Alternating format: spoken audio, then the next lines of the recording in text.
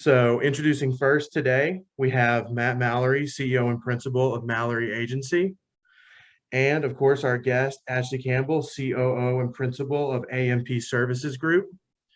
Ashley, thank you so much for joining us today. Happy to be And here. Matt, the floor is yours. Well, excellent. Everyone, welcome, and those that will be watching the recording. Hope you find this of value. This is our second or third interview, and it's a little bit podcast style of how we do this. We're thrilled to have Ashley Campbell with us.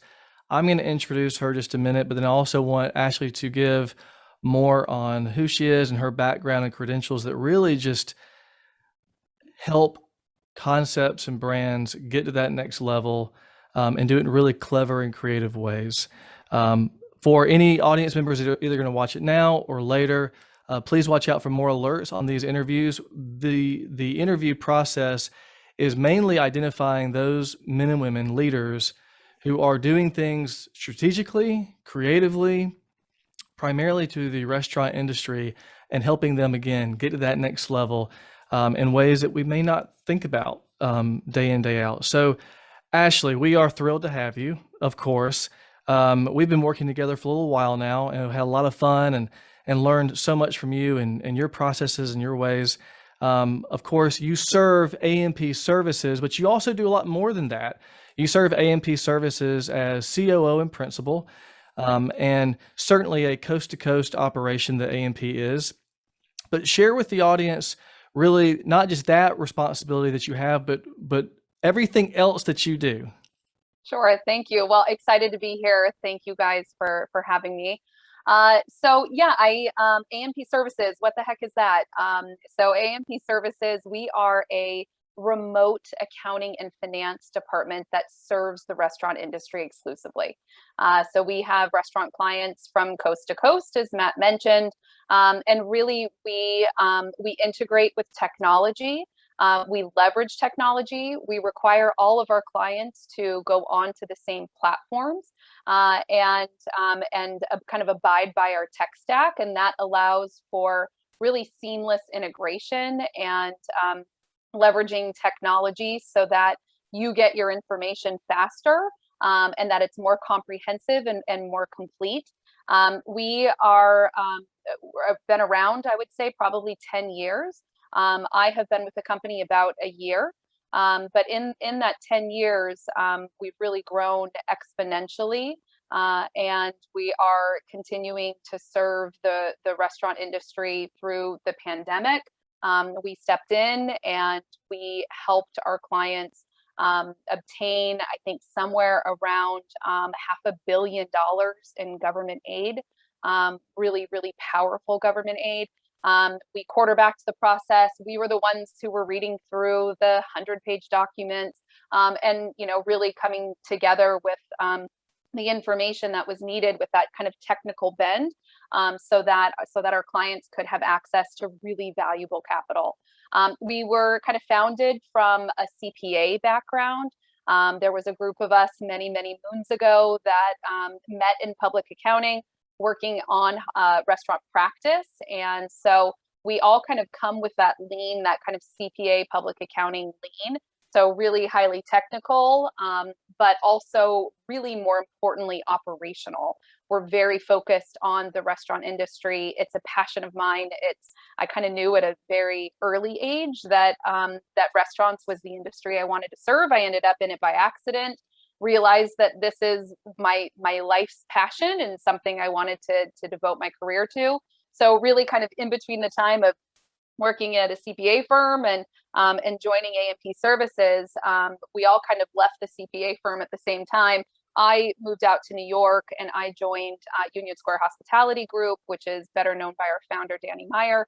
I worked there for almost 15 years. I was their CFO for the last 6 that I was there. So during my time that I was there, I really valued what I was able to learn in terms of partnering with operators. There is so much data that comes through an accounting and finance department. How do you sift through that data, find the things that are the most valuable to act? How do you have it be action oriented?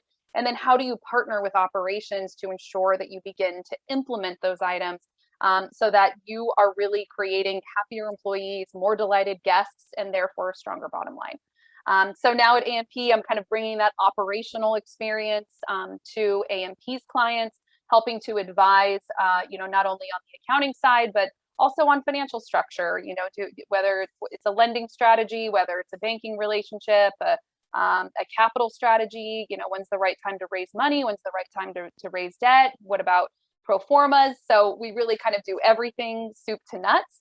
And it's been an incredible journey, and the industry, we've certainly learned a lot for these last 2 years. And I think everybody has been challenged in ways that they never really thought that they could have been. And I think that the restaurant industry is going to come out stronger than ever.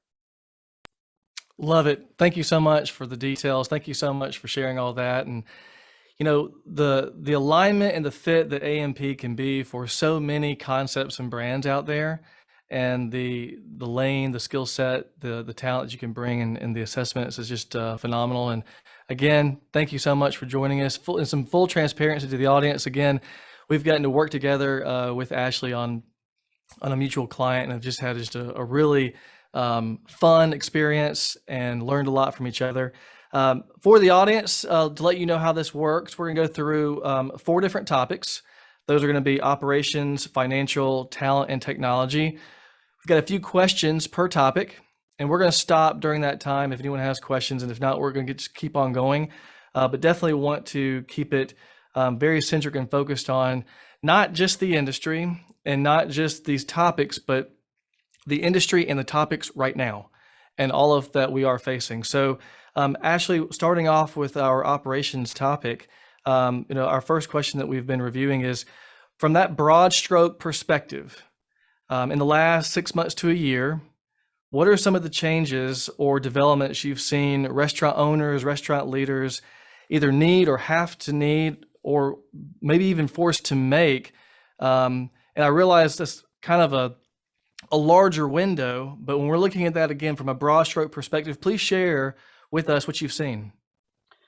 I think change has been probably the headline, right? I think everything has changed. I think everybody has had to evaluate things that they never thought that they could evaluate. Obviously, QR code, right? I think QR codes are here to stay. I think the level of technology adaptation that the restaurant industry thought would take 5 years, we actually implemented in 5 months. And so I think QR code ordering is a way to go. And I think that that's sticking around. Pay at table technology, that's one that during my time at USHG, we really focused on that technology, and we've seen technology come up and come to market significantly faster than had the pandemic not happened. I'll talk a little bit more about pay at table technology later, because I think that there's real value in that for restaurants. I also think that restaurants were forced to reduce their menu, right? And really scale back, whether it was supply chain issues that are currently even ongoing, whether it's just ease of production, but we've definitely seen menus shrink overall. I think even most recently, obviously, labor shortages are very top of mind for every restaurateur. I think that has sometimes led, unfortunately, to reduced reservation availability, reduced operating hours, and then also kind of adding in financial incentives to really attract that new talent. So that's been, certainly a change that I think operators have had to really embrace. I think it's important to note, I've also seen many restaurants return to profitability. It is, I think, because of really relying on new technology, right? And sometimes that is more efficient, that's more streamlined, it's faster. And I think that, coupled with probably too tight of a labor market, which means sometimes you go short in service, with a more limited menu, can sometimes lead to increased profitability. We've even seen some clients shatter their previous profitability records. So, it's not all doom and gloom. I know it's hard. It's been a slog, I'd say, for the last, 18 months. But I do think that there is some positive change. And once we're firmly on the other side of this, the pandemic, I think we can look back on this and really kind of focus on how pivotal this time was, I think, for restaurants and guests alike to adapt new technology. The last thing that I'll say on this topic is this is one I really hope sticks around. I think guests are more tolerant of a restaurant's business decisions. I really hope that that sticks around because I think that guests need to be more tolerant of what a restaurant needs to do, whether it's to get through service or, I think we've always been very focused on surprising and delighting guests. I think that's always remains important, but sometimes a restaurant needs to make some really tough decisions, and guests need to be tolerant of that. And so I'm hopeful that that tolerance sticks around in the long term. I love how you took on the vantage point of change could also be positive, because there's been controversy, there's been negative feelings and kind of vibes on this whole topic for a while. And I think that if we're not intentional about also seeing the positive and intentional about seeing the good that has come out, and I've had some kind of one-on-one discussions about that in the past too, of looking at what it has been good of a development or positive of a development that has come out of this. So I really appreciate you taking that perspective along with the very real challenges that the industry has faced. Again, the perspective that you bring is very unique. And from that specific perspective, are you seeing some emerging trends right now, or expecting to see anything? And you, in your intro, you mentioned maybe one or two that could be emerging, but share with us again, from your perspective, what you either see or anticipate. Yeah, so I think QR codes are here to stay, right? I think that is going to stick around. I think that also translates to, sorry about my dog barking. I think that also translates to fine dining and fine casual. I think that there's beautiful ways that people have integrated QR technology into their restaurants. I also think that there's an interesting conversation happening about hybrid service models, right? So if I've now used QR code technology, when I sit down as a guest, I scan the menu and I can really order my first drink, right? So I can really kind of set the pace of my meal almost immediately. But now there's this notion of, well, we still want a little bit of service, right? I still want a server to come and interact with me and tell me the menu and tell me what their favorite things are. So, when the server brings you your drink, right? They can also now introduce themselves at the table. Now you go into a more traditional service model. Then at the end of the meal, whenever you're ready, you then pull up the bill on your mobile and you can pay at table and you can leave. I think that hybrid technology, I think there's some technology pieces to figure out from a service perspective. But I think that is the wave of the future, particularly when we think about labor shortages. I think labor shortages are forcing our hand, and we just need the tech companies to really kind of come to market faster in terms of releasing some of this technology. But I think that, if you have servers who need to now do less, you need fewer of them, right? They're all of a sudden their table size, their sections can get larger. So I think that that's an interesting one when we think about what maybe the future trends might look like. I've also seen an increased reliance on hourly supervisors in place of fixed salary management.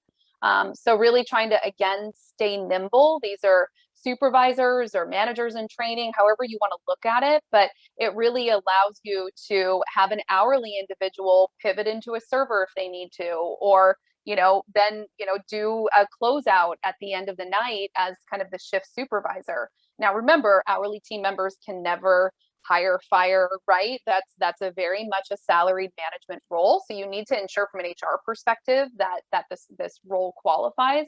But I've seen that also be really implemented with some large success. I think also emerging trends is the suburban diner has a lot more options now. I think that's probably going to stick around. I think, I don't know if we're ever going to return to a 5-day in the office work week. And so therefore, I think you'll have people who are in the suburbs more, which will allow you perhaps the traffic that you need for a suburban restaurant to make sense. The rents could potentially be more reasonable as well, which is always favorable.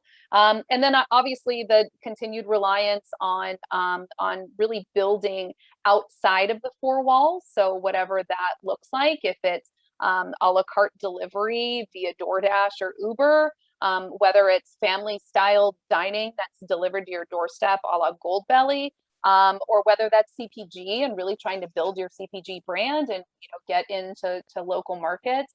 I think all of those are potentially brand building, so long as the appropriate caps are in place, which government's done a good job of putting some caps in place on third-party delivery. I think those need to stick around, quite honestly.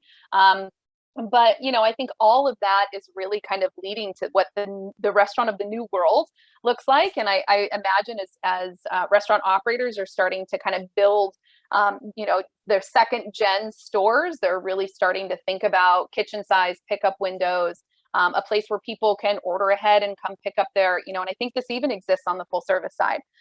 So I think that the shape of the restaurants that we know are going to shift. But I think all of these things are really important for our industry's survival. I think, really focusing on leveraging that technology so that we don't have such a reliance on a talent shortage. That's just, it's been a talent shortage. I can't even remember when we could say it hasn't been a talent shortage. So I think we need to really lean into technology to help replace that gap. Yeah, just fantastic, feedback on that, because it's just so there are a lot of moving parts and a lot of things happening, and I really appreciate how you've carefully identified each one of these and what could be coming up, and for those that are watching now or for later, and the kind of value they can get from that. Moving forward on communication. I mean, we're communicating like everyone else is via Zoom right now, and we've been doing this for a long time. So communication has certainly changed. Anyone that believes otherwise is arguably in denial. And you mentioned, of course, A&P being a remote firm and being able to communicate so effectively and being able to execute so effectively in a remote environment means leaning into communication and technology. So when we're focused on the topic of communication within operations for restaurants, it has changed in the last 18 months a little bit. How are you seeing these restaurant leaders communicate with their teams better, differently, more creatively? Share with us a little bit about that. I think sometimes restaurants can feel very old school. I think that nothing can replace your pre-service lineup. I just think that is a great opportunity to connect as humans before you go into service. The restaurant industry is very much about human connection. And so I think the team feeling really connected in person is important. So I think a pre-service lineup will probably stay forever. I think it's the way now how perhaps people outside of the four walls are connecting with people within the four walls. I'm kind of two minds on this, and that I think Zoom's incredible. It, reduces travel time. It allows you to still feel connected as humans. It allows you to go from one Zoom to the next back to back, and, you gain efficiency. But there's still something lost in the sense of particularly with restaurants, because that human connection is so important. So I think it's really trying to find the balance of how many meetings on Zoom, if you're working in a corporate office of a restaurant group, how many meetings on Zoom should you have with restaurant leadership versus how many should you have in person?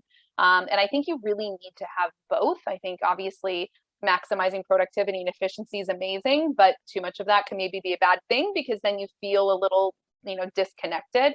So I think it's also important. I was the CFO of a large restaurant group, and we had, I would say, 18 restaurants. And every month, to call it old school, I would go to every restaurant every month and review financials with the restaurant leadership and the broader management team, so that it was a chance to connect, which I think is really important. But it was also a chance to teach and coach about how to use a P&L. I think this is a really important conversation I have with our clients now, that, it's not just a report, it's actually a tool.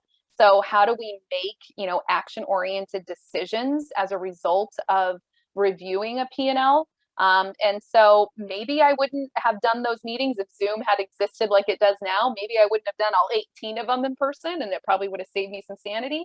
But I think it's important that maybe once a quarter it's in person, and the other months it's over Zoom. So I think that it's a balance, and anything in life you just have to balance between both. Absolutely. Our team discusses that all the time on, Zoom is kind of like a close second to the first of being engaging with someone on site. And, recently you and I were able to, with our client, enjoy a nice dinner in Manhattan. And we were just discussing on how nice it was just to be able to be, with each other in person and just have that time that you just don't get from a Zoom call, however, effective it may be. You still don't get the engagement. So completely agree with the balance on that. Next One of the question. questions, sorry, just real quick on this one, because it's kind of top of mind for me, is, now that we're getting into this kind of return to the office environment, whether that's getting delayed, which it seems, likely that it might get delayed. I'm really struck with, okay, so A&P during the pandemic, we, like many companies, we pivoted and we said, why do we need to keep our talent pool based on physical headquarters, which are located in Seattle, Washington, right? Why can't we open up the talent pool across the country? And so we really started to hire some incredibly talented people across the country. So now I'm struck with, when we return to the office and 50% of your people are together in a room and 50% of your people are on a Zoom, how do you make that meeting effective? I haven't figured out the answer. And so if you have an answer, Matt, I'd love to hear it. Quite the opposite. We're battling some of the same questions right now. So we're trying to determine almost verbatim what you just articulated. Yeah. So if we stumble upon any magical answers, I'll send them your way. Let's shift within the same topic of operations. Let's shift to a different subtopic, I suppose, of culture. Culture is very important. Obviously, this, and just because of the clientele that you work with and the industry that you and I both enjoy serving so much. What are some, if you can describe to the best of your ability, which will be perfect, I'm sure, share with us some of the best techniques or decisions that you've seen or made, or leaders and peers of yours that you've seen for the industry to not only maintain, but maybe enhance in this very different environment that we're living in? I mean, I think, to go back, increased communication. It's whether that is Zoom, whether that's in person. I think really as a company, it's you can never communicate too much. At USHG, this was a question that we would talk about all the time. Culture is incredibly important. It's the cornerstone of our company.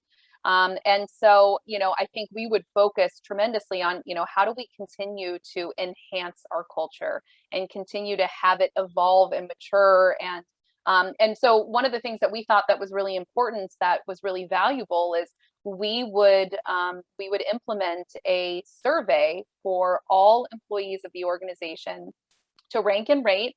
So some of it was just number based, and then there was an opportunity to provide kind of free form comments back. That was an incredibly valuable experience. We would embark on it annually. It's a big undertaking. You're trying to connect with 2,500 employees and you're trying to collect their feedback. Then once you get their feedback, you actually have a big responsibility to ensure that you read it, that you synthesize it, that you then act on it, and that you then communicate it, right? And so one of the pieces of feedback that we would consistently receive is that communication was the number one opportunity to improve.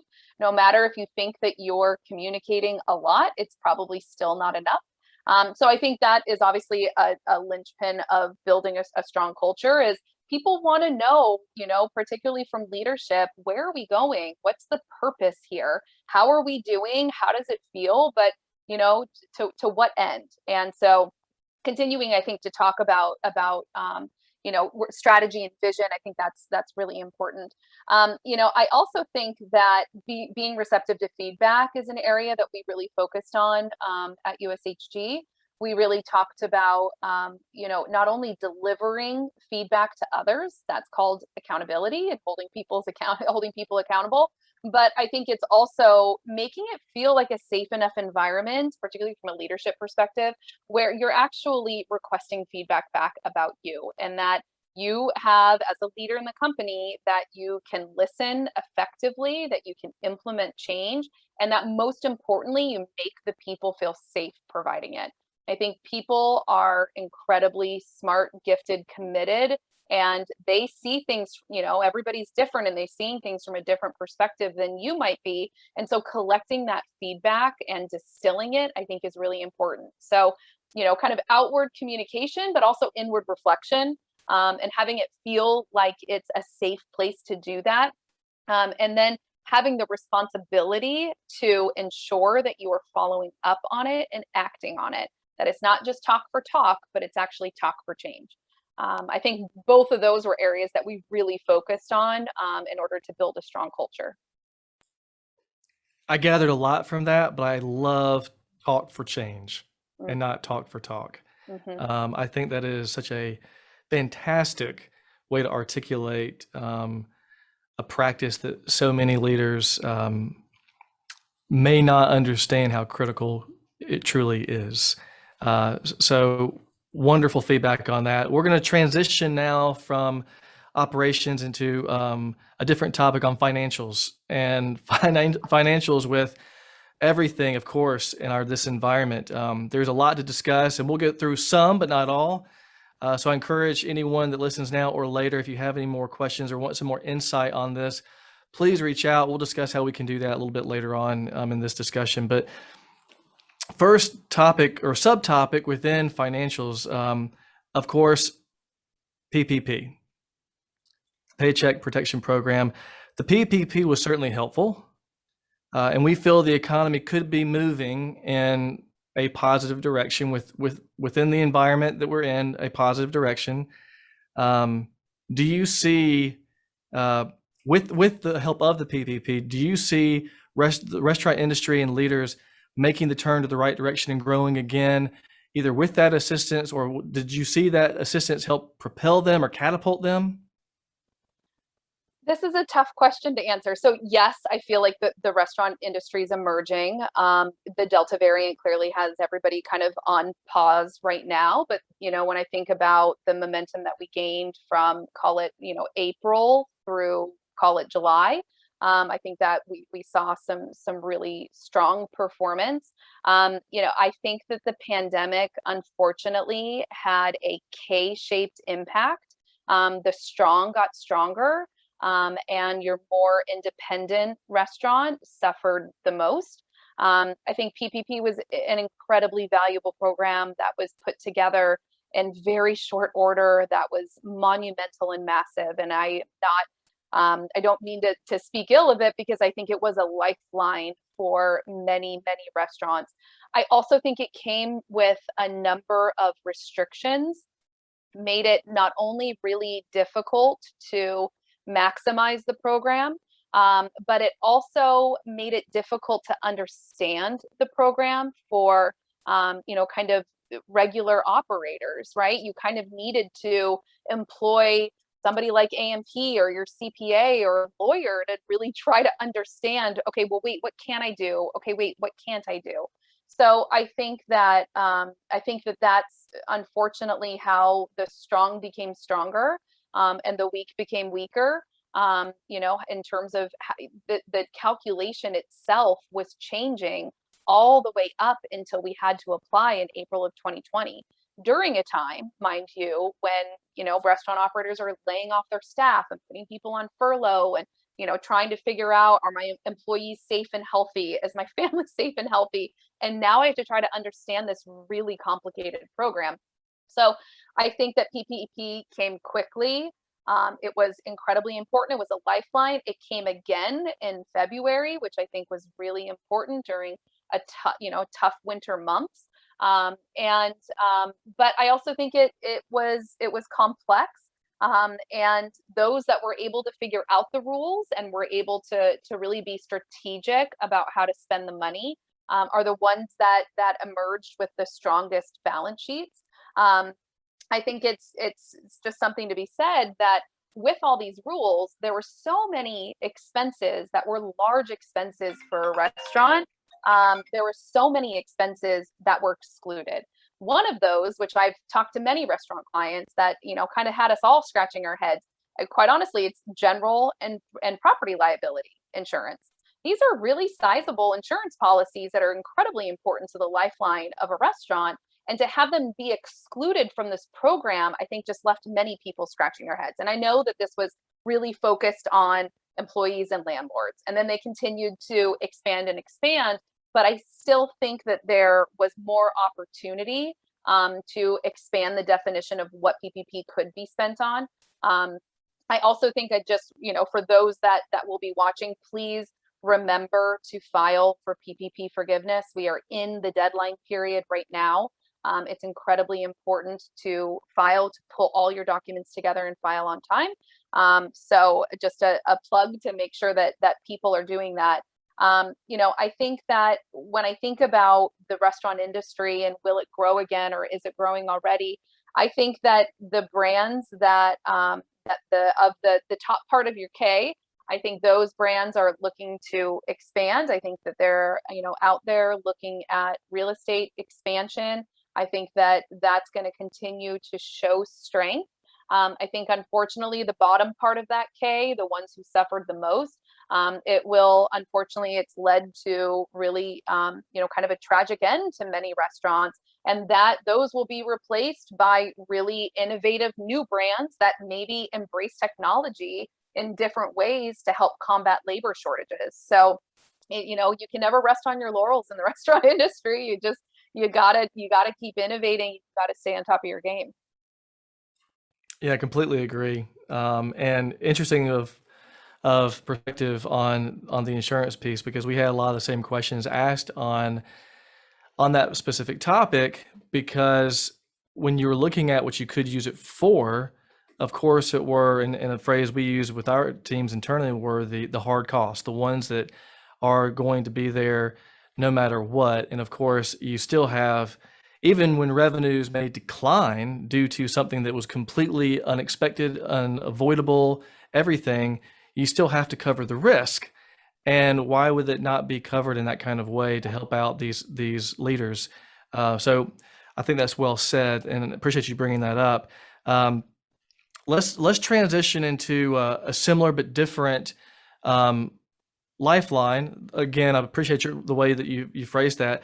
The Restaurant Revitalization Fund has been in the news a lot. Everyone from Nation's Restaurant News and other mediums have been pumping out material on this.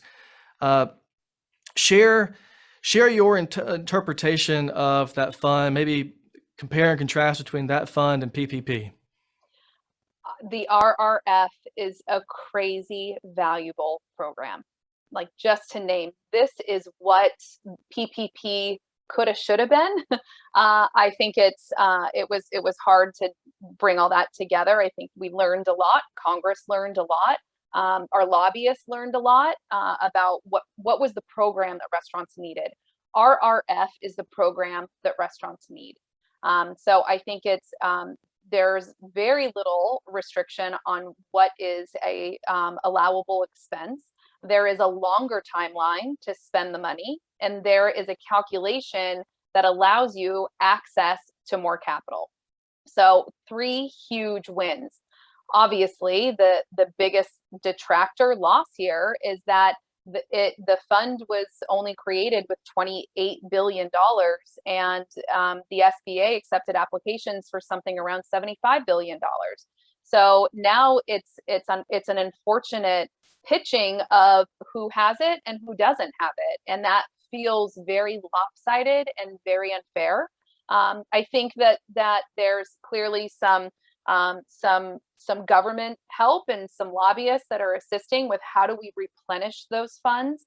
There's been a bipartisan support bill that has been introduced to Congress.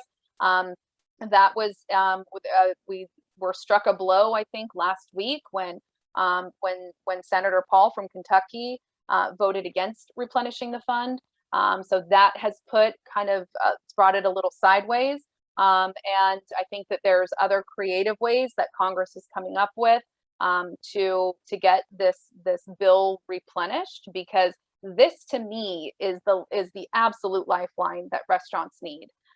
You know, it gives you until March of 2023 to spend the grant. You need to prove that you have spent it on allowable expenses, but the definition of allowable expenses is much more broad than it was for PPP. It actually even includes covering your debt payments that are due, as well as interest. So there's a lot of value in this program. The biggest question is going to be, will Congress open this up so that everyone can participate in the richness of this program? Yeah, fantastic description of the two and the importance, the huge importance of RRF. And I hope everyone that will be listening will take that serious and will really look at this. And if you need wise counsel, someone like Ashley to help you review anything like that, please reach out to get just some guidance and direction on how to interpret, how to understand, and how to apply. Very, very important. They're moving to this next question, Ashley. There is an expression that the industry uses so frequently of founders and entrepreneurs and leaders in this industry, that they often work in the business, but maybe not enough on the business. From your perspective, that dual threat perspective, financial and operational, what are some of those strategies the audience could use to either apply for, maybe they advise restaurants, or maybe they are a leader that will be listening to this? Share some strategies that you frequently would advise, or maybe some new creative things that you're working on. This is a question that I've grappled with a ton in my career. What is that right balance, right? You definitely want your leaders to be thinking strategically about the business and not reactively, right? You need to be proactive and not reactive. And sometimes that takes working on the business as opposed to in the business. It's one that, you know, and I've worked for larger restaurant groups. I advise larger restaurant groups now. I've actually kind of almost seen the opposite, that people really want to work on the business more than they want to work in the business. So it's really, in my mind, we've really had to push operators to say, you need to be there during service, right? You need to be touching tables. You need to be at the host stand. You need to be greeting guests. You need to understand the culture that exists amongst your employees. You need to understand and watch your employees' strengths and their opportunities, and you can sometimes only see that in service. And I think that sometimes, particularly with the pandemic, and you know, we're all kind of tied to our computers now, I think that sometimes there is this tendency to really sit and look at all the data, right? How much data do we have at our fingertips working in restaurants?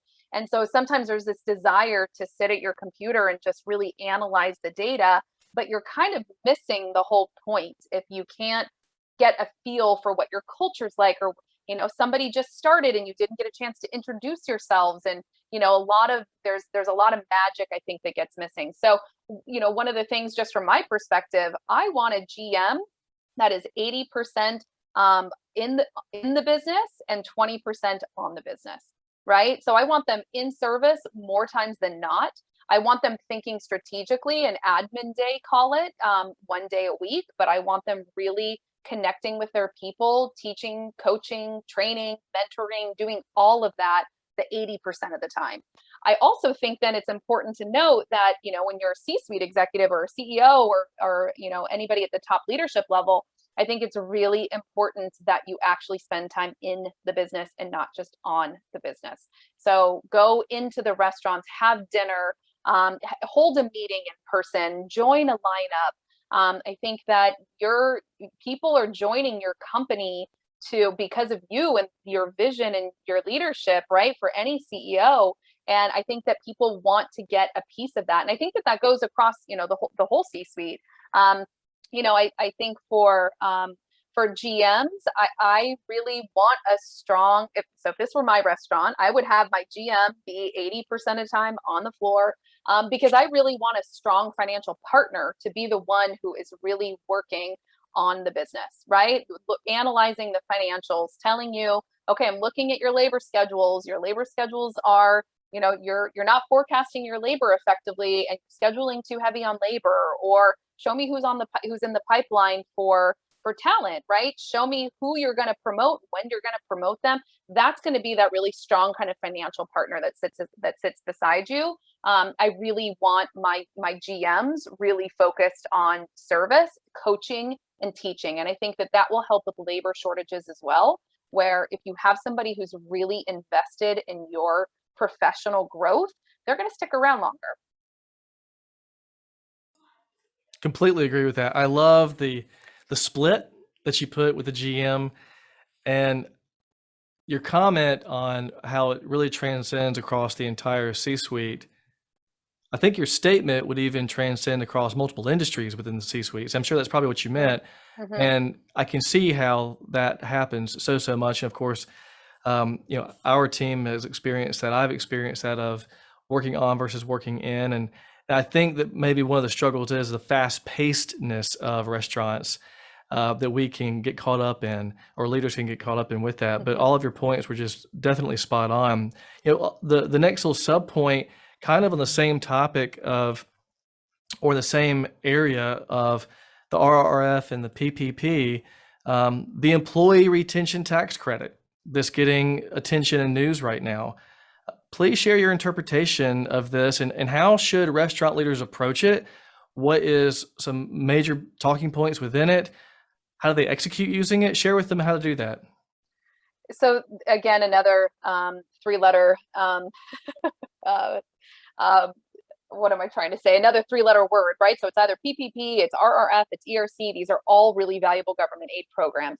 So the ERC is probably the one that has gotten the least amount of attention. That surprised me. I think that there was a really good media campaign around PPP. I think that the RRF was so rich and valuable that it got its own media attention. I think ERC has just kind of fell by the wayside, quite honestly, and it's actually a really valuable program. So it's the Employee Retention Tax Credit. And really what it means, it was launched in 2020, and I think this was part of the kind of media issues that it had. It was launched in 2020, almost alongside PPP. And at the end, and it really wasn't that valuable of a program when it was initially launched. Then in the end of 2020, around December, there was actually, the program was enhanced. And when it was enhanced considerably. So now it's become this very valuable program. And so in order to participate in the program, you need to be, for 2019, you need to be below 100 employees to participate. In 2020, if your employee count was below 100 employees in 2019, you can participate in 2020. In 2021, that 100 employee floor actually increases to a 500 employee floor. So a lot of our clients can't participate in 2020, but I'm sorry, in 2020, but can participate in 2021. So the 2021 program is where it's really been enhanced. It is evaluated based on a couple pieces, and it's evaluated quarterly. Government shutdown is one of them. In order to qualify, the government must have shut you down. So that qualifies for most of the country, but not all, for quarters kind of 1 and 2, and sometimes 3. And then also, if there is not a government shutdown imposed, then there needs to be a sales reduction that's significant enough to qualify for the program. So let's just assume that you do qualify for the program. What that means is you could get a credit, $7,000 per employee per quarter. So let's just assume 4 quarters because that's easy. So you could get $28,000 of cash back from the government without restrictions. They don't care how you spend it, right? They're just paying you for employing those individuals. And so that's $28,000 per employee per year. So these are really sizable tax credits. I've talked to many in the restaurant industry who do not know that they exist. So please, if you hear this, that you want to connect with your CPA, your CFO, your tax advisor, your auditor, get more information. I'm happy to help answer questions that come my way, because you really want to take advantage of this program if you're able to. One last piece that I read in the news today, there is Biden's new infrastructure plan is considering eliminating the employee retention tax credit for the 4th quarter of this year. so there potentially could rescind people's access to the ERC for Q4 of 2021, which makes only 3 quarters eligible for this year. So it hasn't passed yet, but just know that that is in a bill that I believe has been passed by the Senate and is going on to the House. So something to definitely keep your eyes peeled for. And certainly act quickly. If they have questions, act quickly and contact someone like yourself to get guidance and counsel on that. Excellent way to break that down for the audience who'll be watching later. We're going to switch to a new topic quickly for some of the time we have left, and I want to try and get through some of these, but we certainly may not get through all of them. That's quite all right, because we can always share more. If anyone wants more information, we'll share information and how we can get access to that. On talent, talent is a big question mark right now. How the labor shortage that we're experiencing in this environment, how to not only find talent and keeping talent. Question would be, finding and keeping great talent has been challenging for the industry for a little while now. In what ways, Ashley, are you seeing, or would you advise these leaders to do just that, to try and find and keep great talent that every restaurant is certainly wanting? This is the $1 million question, right? How do we attract and retain talent? And I think it's a lot of the things we've talked about. It's building a really strong culture. It's having visible leadership. It's being receptive to feedback. It's a lot of those things. I think that the struggle has been that the pandemic forced many individuals out of our industry. And what early indication has shown is, as our industry is now reopened, that those individuals are not, for the most part, pivoting back. So I think that creates a talent gap and a talent shortage. The question remains, will they potentially? Will we attract talent from other industries? Perhaps, right? I think, thinking back to kind of the Great Recession, but probably the tail end of the Great Recession, it seems like hospitality was attracting a lot of former retail workers because retail was kind of dying at that point. And so we attracted a lot of retail workers then.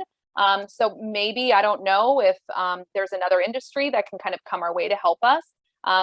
But I was just reading in the jobs report this week, which you probably saw too, that for the first time in a long time, we actually have more positions available than we have unemployed.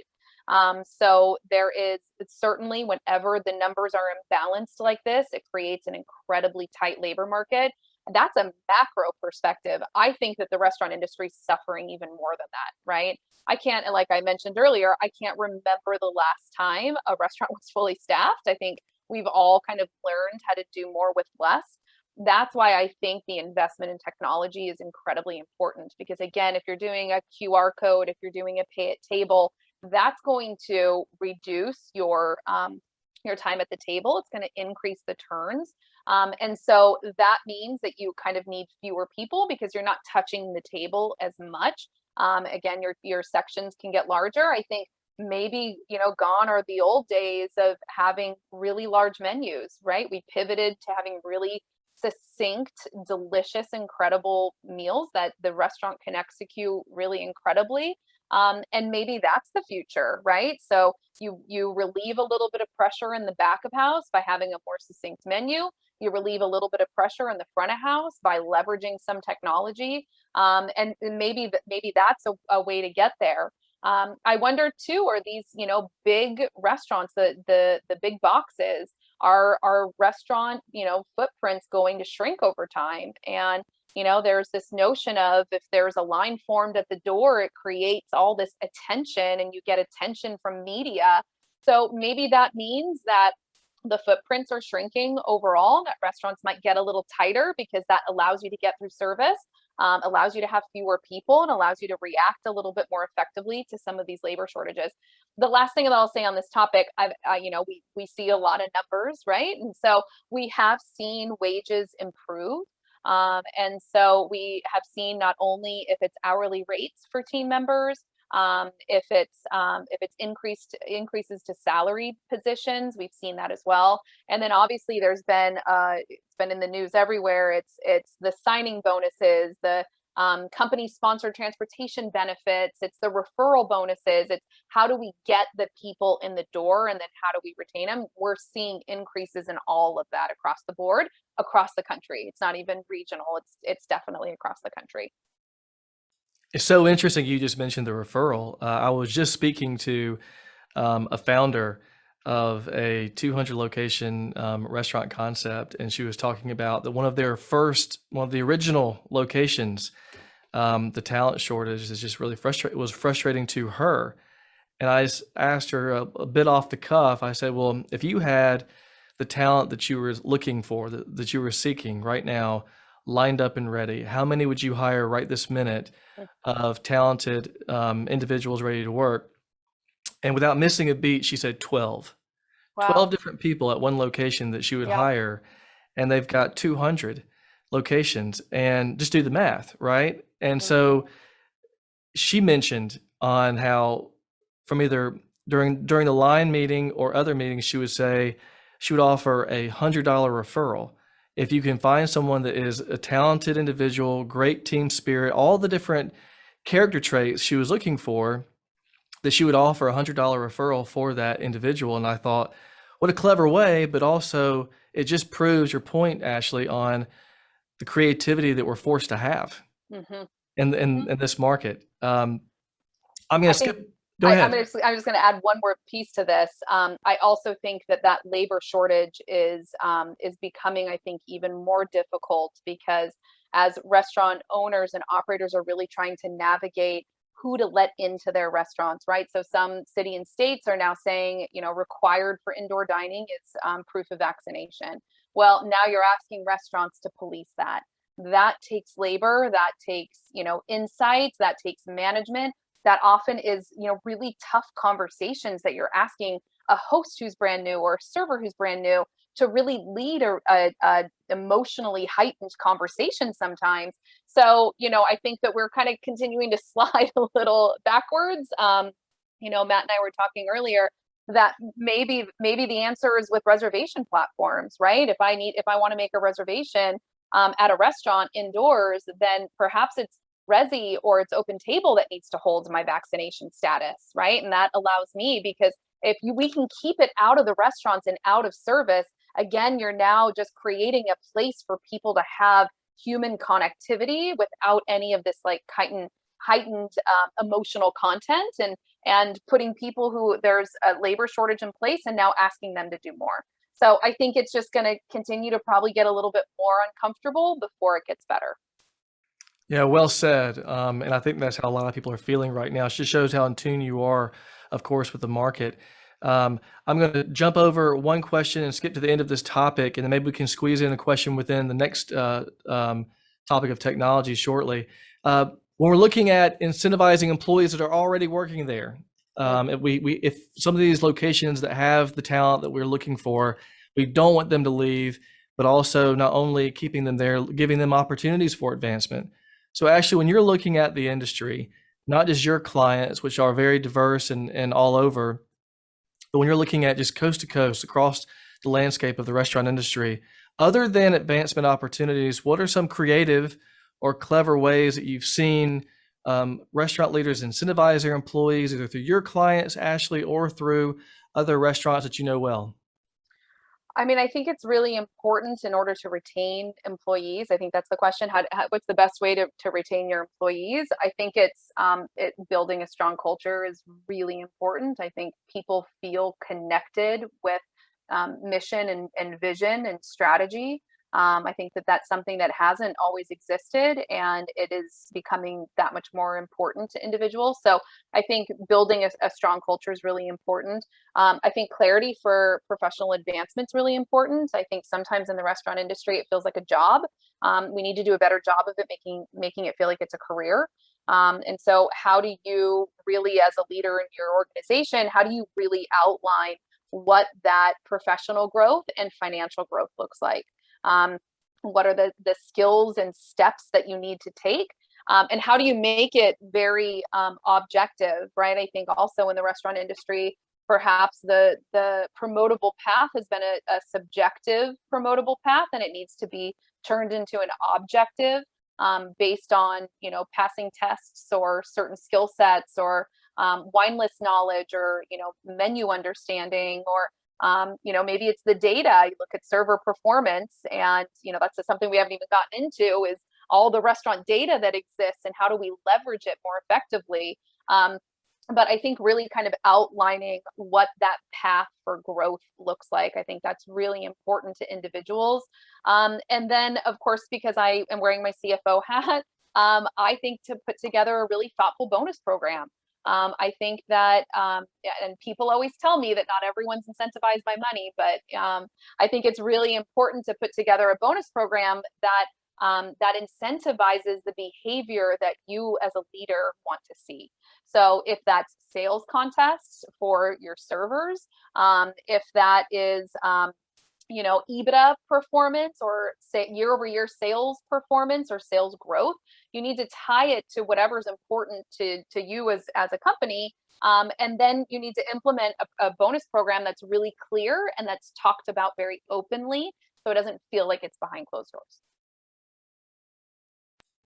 Just excellent. I really like your the way you can guide and the way you're teaching through these different options and the creativity behind it. I think it's fantastic. Scooting into the technology topic, and we've been kind of talking around that topic a good portion of our discussion today. And we've talked about the QR codes, of course, and we've even talked about how maybe some of these reservation platforms could be responsible for if the vaccination cards are required. Maybe they can be responsible in some kind of capacity for that. If I'm going to challenge you to maybe put on your further out forecasting lenses, maybe looking past where the headlights end. What are any technologies out there that may just even be a creative thought on your own behalf that we feel like could, or you feel like could be a great complement to what the industry either has or maybe is absent of? I think one of the things that we have talked about for years in the industry, it's definitely taken a back burner during the pandemic and it needs to be addressed, and it still has not been addressed, is we need an aggregator of data in the restaurant industry. We have one really good scheduling solution and one really good labor punch solution and one place where I get my financial reports and one place where I look at my menu mix. We need an aggregator of all of that data.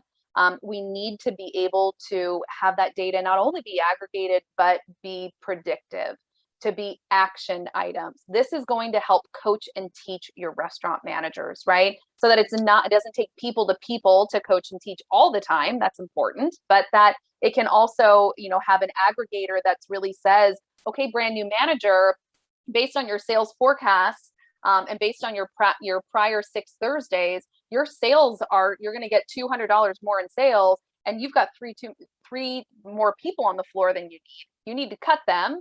Here's the, of the 5 people on the floor and your 4 people in the kitchen, here's the ones that are approaching 40 hours, right? So like, what are those things that we're always making those decisions, right? A restaurant manager is always using their instinct to say, feels slow, feels like I have too many people on the floor, I'm going to take some cuts, right? How do we use a data aggregator to really help deliver those decisions so that it becomes more about implementing and less about relying on instinct? I'd also just kind of one last thing, and then we can wrap up. I also think it's really important to use a data aggregator to really analyze sales. I think sometimes as a restaurant industry, we get really caught up in costs. It's labor management, it's food cost management, it's operating expense management, it's, I need to renegotiate my rent deal. I think we need to really be focused on sales. So I think, how do we use a data aggregator to say, my top 5 menu items, how are they shifting and changing, right? A guest is telling you every time they make a selection on your menu, whether it is what they select or whether it's what they're not selecting, they're giving you data. How do you pull that data in? I also think, how quickly are you getting a drink on the table? And then how quickly are you closing a check on a table and then reopening the next check? What's the dead time that a table sits empty? I think these are really important KPIs that we are not necessarily looking at regularly, and really analyzing the sales data. I think we sometimes take the sales data for granted. Truly phenomenal feedback. all the different ones. And it's so interesting how you mentioned on predictable data on orders or what someone may want. I was listening to a keynote from the head of Focus Brands International yesterday, and he mentioned the exact same thing, almost verbatim of the way you just articulated it. So clearly it is a need in the market. And for these technology companies are certainly moving fast. Maybe they need to be moving fast in different kind of ways for different needs. Ashley, thank you so much for all of this feedback, for the Q&A, everything, for getting set up with this. Fantastic feedback, wonderful wise counsel and guidance. And I just want to share with everybody, for those that will be listening, we will be pushing this through our distribution channel and social channels. For those of you that will be listening that were really engaged and leaning in hard on this, I highly encourage and advise you to reach out to Ashley for counsel, for guidance, for maybe some strategic questions that you just have had rolling around in your head. And maybe you need a sounding board of someone to give a call to that has had not only the experience from the public area, but also now helping these founder-led and emerging brands get to the levels that so many leaders want to be arriving at sooner than later. So Ashley, thank you so much for this. Thank you, Matt. When we push this through, we'll be tagging Ashley and A&P Services through some of our LinkedIn and other channels. So when you see this through our channels, please, you can reach out to her through LinkedIn or other ways. If you would like to reach out to her, maybe through email, please let us know that. We can set up an introduction to her for you. And please look out for additional interviews from our firm. This is what we do. Mallory Agency, we're one of the oldest privately held property and casualty brokers in the U.S. I lead our restaurant practice, and we serve and partner with clients coast to coast. And we are fortunate to be able to partner with people like Ashley on a daily basis of trying to really solve sometimes easy, but sometimes complex risk needs for our clients. So Ashley, thank you again. Thank you for all that you're doing, and we'll be talking soon. Sounds great. Thank you so much, guys.